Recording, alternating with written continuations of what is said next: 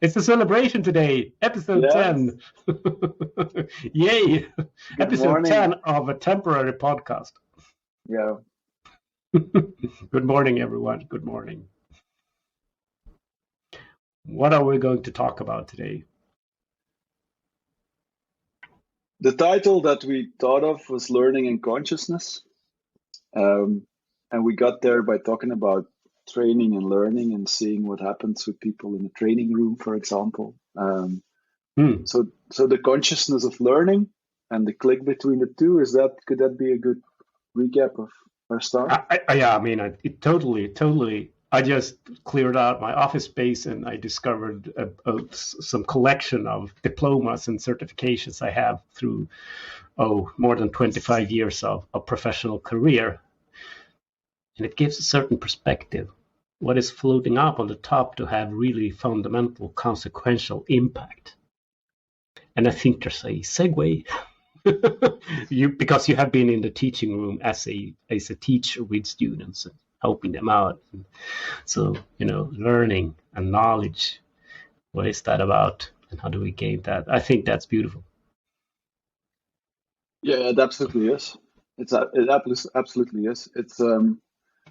It's such like learning is such a rich field. It's huge. It's really huge. Whereas training, to link those two, for example, training is just such a small part of that learning. It's a trigger. It's a sometimes it creates some consciousness. It links the knowledge to the ability, but it's not creation of the ability yet. And I think that's a really interesting thing. I think it's when you dive into that topic, and I've done that now for a couple of years to become a better trainer or a better teacher. It's really it opens worlds of knowledge and insights. And yeah, I'm so attracted to this. Well, on a personal level, because I'm not necessarily the trainer yet, even though, let's not digress. You use the word consciousness. mm-hmm. Walk me through that. Why is it that you use the word consciousness? Because when we learn, there's this cycle. We can call it the consciousness cycle. We start with not knowing that we don't know. It's like when you're young, you can't drive a car, but you don't realize that you can't drive the car because you don't need to drive the car, right? And then in Belgium, it's around the age of 18, you learn to drive the car, and the first time you're inside that car, you realize that you can't drive it. And that's your first consciousness click. That's going from not knowing that you don't know to knowing that you don't know.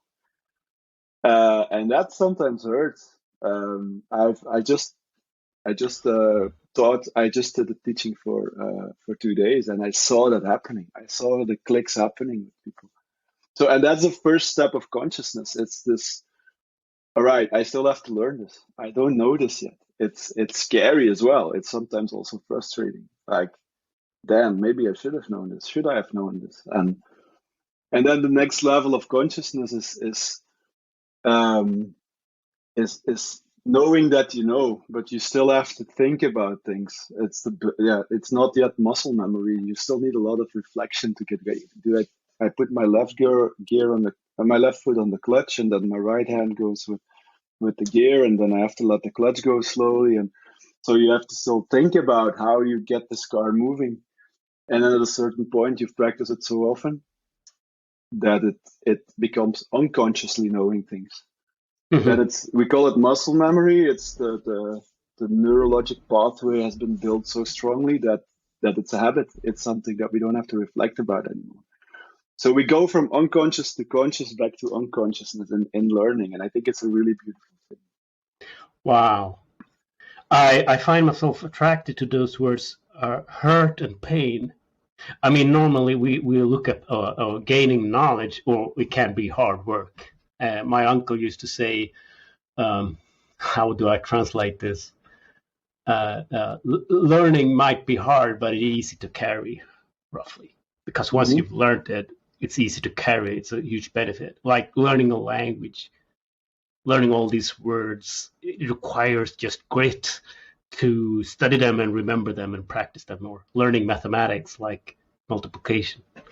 But hurt and pain, yeah. As a kid, you thought you knew things. And then you discovered, I don't. And that's a painful moment. And here I am, an adult being.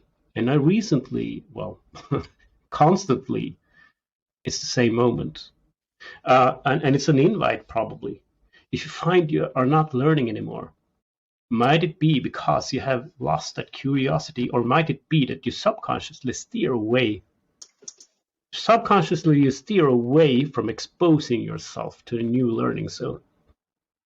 I think that is true. I mean, I'm very curious, but it was true for me just this year. I did an intense inner path with Michael Hammond, and we really studied the inner sense making machine. So, how we perceive like persons and interactions, and how we have automated certain assumptions or emotions attached to that. And some of the breakthroughs are really painful. Oh, is that what I'm doing? Because I couldn't see, because I didn't know.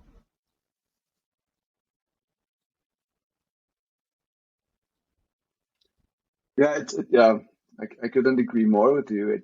I think it's part of the learning is, and that moment of sprouting consciousness.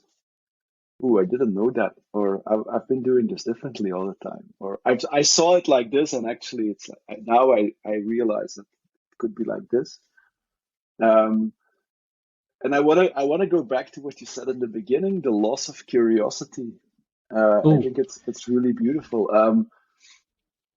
It's some I read this. I read the sentence somewhere. I don't remember where, but this is also my invitation: is to keep the curiosity of a toddler, keep the mm, curiosity of a baby mhm. or a toddler, because it's by they learn by crawling around in the house and lifting things and well, even licking it often.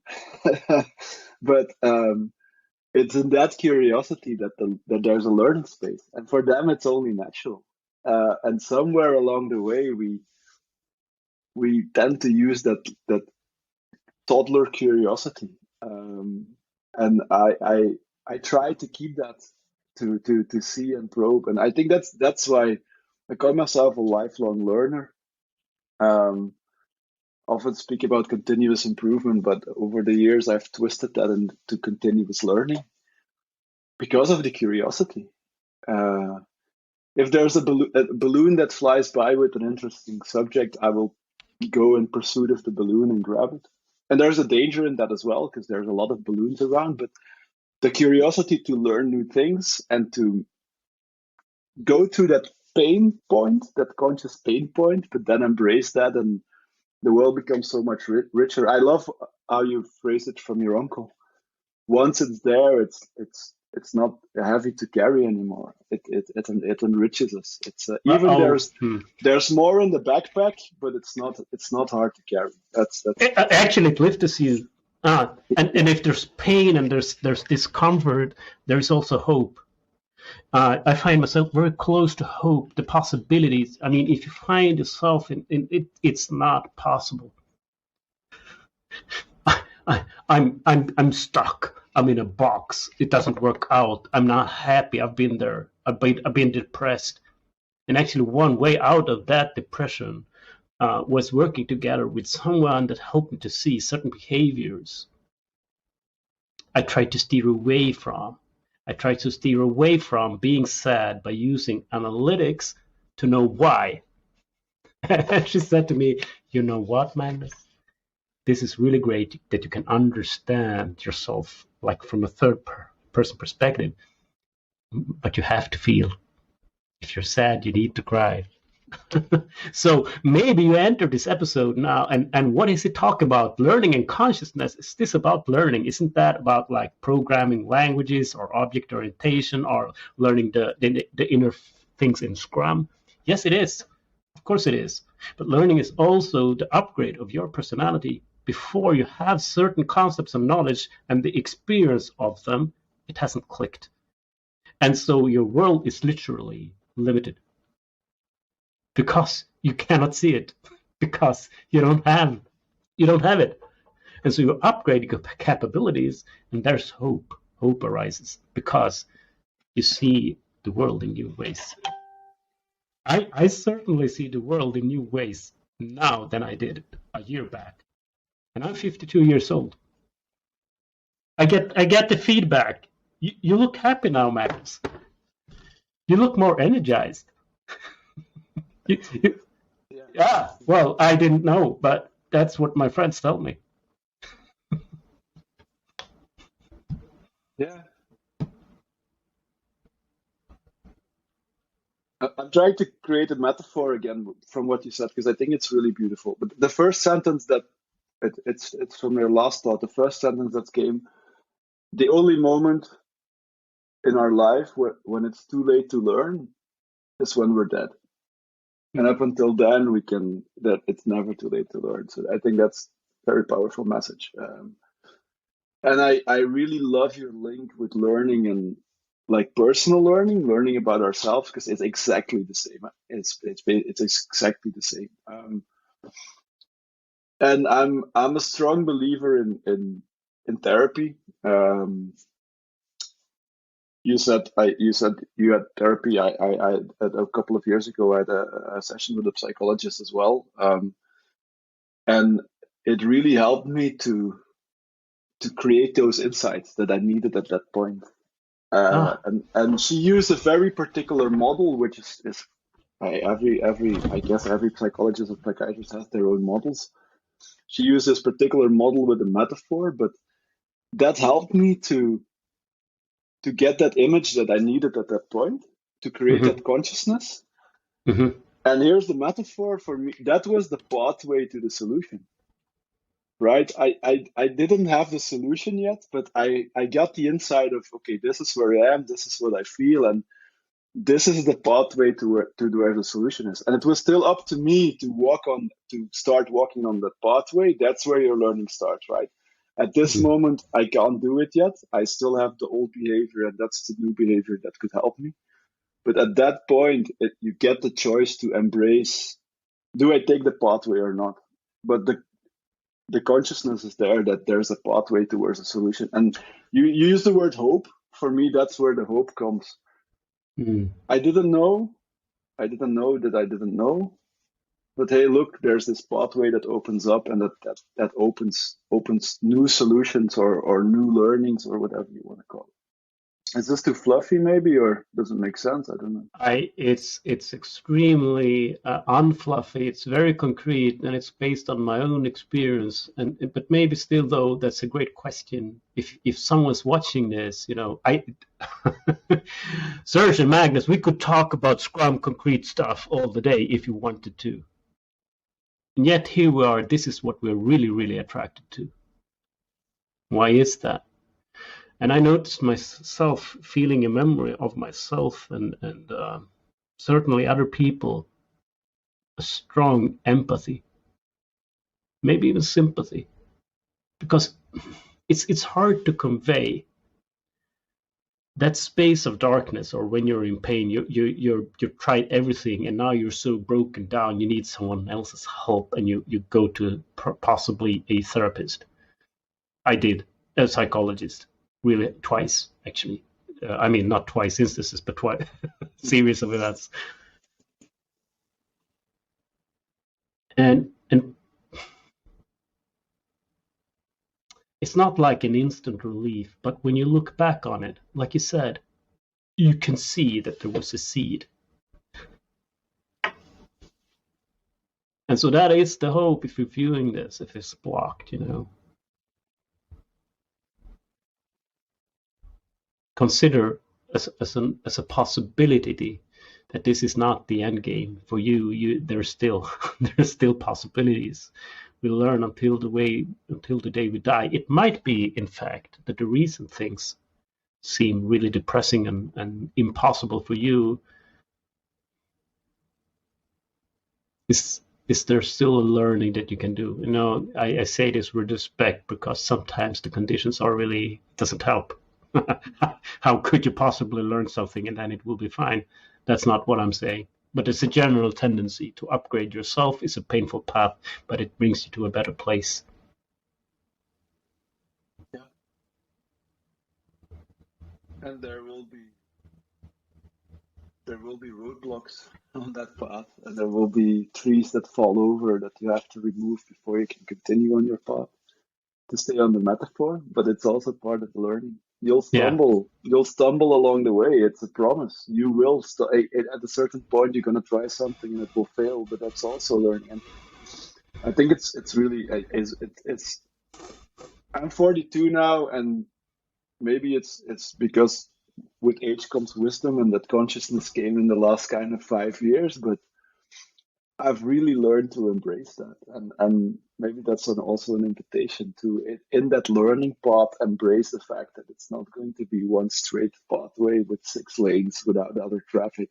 It's gonna You're gonna be in jungle and cutting weeds. You're gonna be removing trees. You're gonna fall in the mud and have to get up again. But Yeah. it's Yeah. it's a Oh, it, yeah. it's part of the beauty. I think it's part of the beauty of it, to be honest. It is. It is. Yeah. Oh, man. Winning strategy. Right. Yeah. So Hammond, he worked. I had this epiphany. As a Scrum Master, you're supposed to help your product owner or a product manager, whatever you call them, a particular lingo. You're there to help them. I mean, concretely with advice or mentoring, but also coaching. And I kind of overused the pattern of solving the problem. So I wasn't present and I wasn't listening deeply. But it so happened that just one time I did that by some inspiration. And I sat and I listened and I listened and I listened and I listened. If we had a breakthrough, and certainly I had, but I had a large amount of sadness because I kind of knew that I knew already, but I didn't use. Mm-hmm. And the moment, this is what it looks like when a winning strategy doesn't work anymore. And that's the pain. As you walk through your professional career, maybe you learn that programming language or object orientation is really interesting if you, well, maybe not for everyone. When you start to get it, it's like the world opens. Wow, ooh, the stuff I can build with that ease. Oh, now I see it. Oh, surely this is it. Now I'm in the sweet spot. And you work and you work, and eventually, 10 years later, there's something nagging. We're not really bringing the customer value still. And so you're not at the end of the road. No. You find teamwork. Oh, if we're going to be really effective, I need to upgrade my communication skills, my listening skills. My winning strategy is not working anymore. I'm at the next level. I need to evolve. Yeah. I'm very curious about your story with the product owner. What brought the click for you, Magnus? Where was the click between I'm solving this myself and the true coaching stance, if you like? What was it? Yeah. Well, actually, we're looking at a pattern of when you're starting to see new things because you learn new concepts, and then you can put words to the experiences. And sometimes it's literally like when you've started to see, it's like the Matrix, blue or red pill. Once you've taken it, you cannot unsee, and you're into a new world. Most of the time, though, it's habitual. And so it's like getting to a new practice. It takes time and practice, so it's gradual over long time. And you will have your highs, and then you will revert back to old habits, and then you will get back on track. So that was the case for me. I kind of knew already the power of listening deeply, and I had it. I could do that. I wasn't using it though. I had regressed or reverted back to less upgraded consciousness. Mm-hmm. You know, And so we know each other well. And she said, why you could see it happening almost. I observed my thoughts and my tension because I felt the pain and I wanted to solve the pain. But I started to notice that, oh, hang on. Don't provide a solution here. Don't try to explain why it is that this or that way. That's not your job. Stay with it. Can you instead be the container for that emotional pain, this difficulty that's here? Stay with it. And so much better result happened. And we both knew it. Mm-hmm. She said to me, you're acting differently, Magnus. Yeah, I am.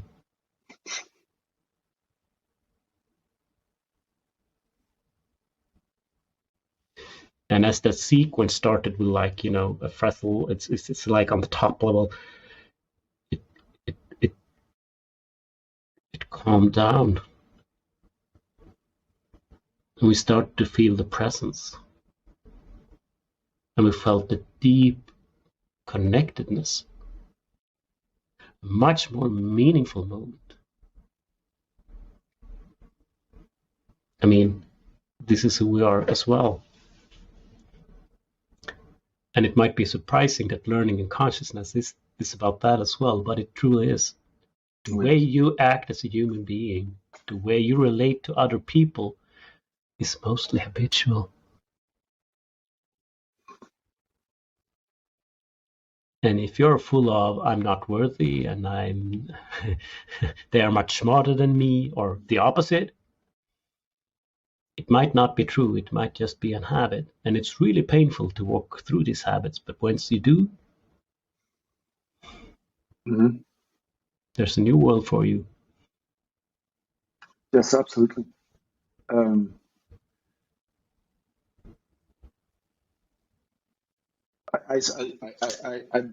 walking on 2 or 3 thoughts now from what you just said, because for you, if I understand your story well, your consciousness kind of came to you on your own.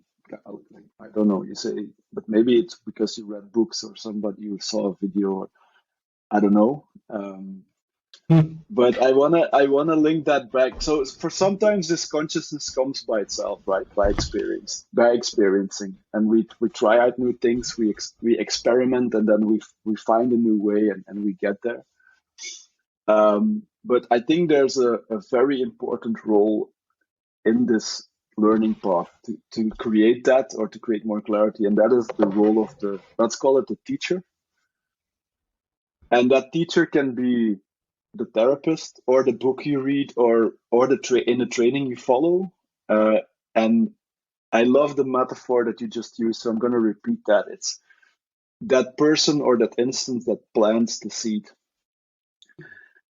and then knowing that the seed is there, and then it's up to you, and very often your environment as well, to make sure the soil remains watered and fertile so that seed can sprout. And that's also how I see my role as a teacher. I plant seeds, and I try to cut some weeds and create some clarity, so there's a good starting point for that seed. And then I hope it sprouts. Because very often after you teach, after therapy, the therapist is gone, the teacher's out of the classroom, but the seed is in the ground, in that starting environment where it could become a beautiful tree. So it's, and maybe that's a good conclusion of this, like the consciousness and the path that we see can be created, or I think at a certain point should be clarified by a teaching moment, a teacher, a link to a theory or something like that, that creates that extra clarity, and that's really lifting us on that way. Oh, yeah, we have so much to talk about. Here's what I'm at. Find your teacher. Really do, because my consciousness didn't happen by itself. I did a lot of hard work, certainly. I have many great teachers upon which I rely, or they help me forward. You cannot do it by yourself. It's not It's not happening. No man is an island. So find your teacher. Who do you need right now? And oftentimes, if you see a block, maybe look elsewhere. Mm-hmm. Who can you model yourself around? Who's someone you want to have a lunch with? Yeah. And even go a step further and ask for help. Ask for help. Say that you're blocked, like express the feeling that you're blocked. I'm just rolling through the motion. Work life is no fun anymore. It's just ask for help. Really do. People are helpful, although, but we really are. That's the trait we have. Yeah. Are we closing this now? Yeah, I was thinking what would be a good conclusion for this one.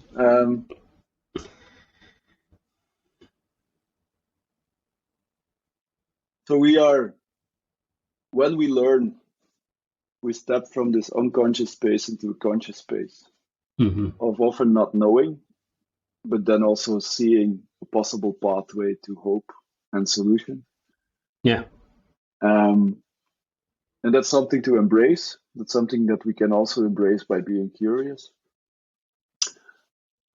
And to help you go on that pathway or even create that pathway, we need teachers in any possible form. Yeah. And those learning paths are not only professional or just knowledge-based or ability-based, but also for personal insights on our behavior or whatever we want to do. Yes. And to me, eventually, you build that platform with the pain and the job you put in, and you should be proud of that. And that platform, you know what? It will be your ground for the next. And eventually, we'll find out that there's no such thing as personal or professional. Not really. It just appears to be that way. So it totally makes sense to investigate into your so-called personal, because that's really who you are, even if you're at work. And yeah.